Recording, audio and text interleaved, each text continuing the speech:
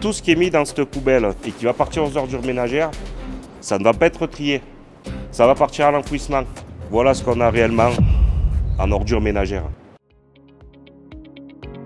Bonjour, je m'appelle André Chex, je suis ambassadeur du tri à la communauté de communes du Champs-Val-Godemar et je vous accueille aujourd'hui sur la déchetterie de Saint-Bonnet. Au niveau de la collecte des déchets, nous avons 5 camions qui tournent en permanence. Les déchets qui sont collectés par nos camions poubelles dans les points d'apport volontaires sont amenés à la déchetterie de Saint-Bonnet sur notre quai de transfert. Ils sont vidés dans différentes bennes en fonction des flux. Les emballages sont directement amenés par semi-remorque au centre de traitement de Manosque.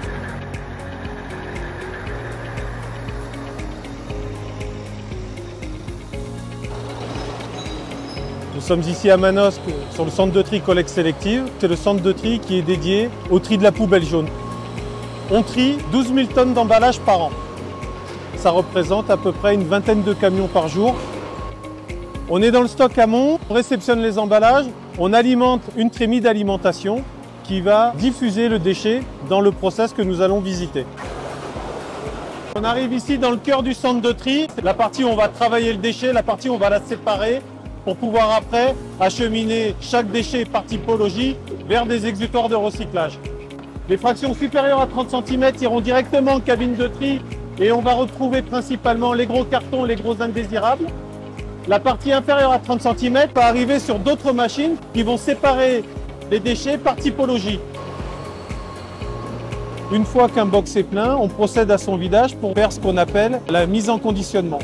Le fait de procéder à une mise en balle nous permet d'optimiser nos transports pour envoyer les matières triées vers les usines de valorisation.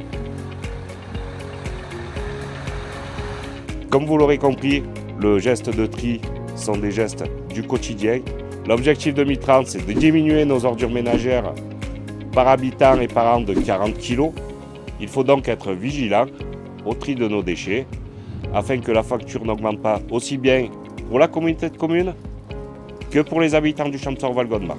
Et surtout, n'oubliez pas, tout part de là.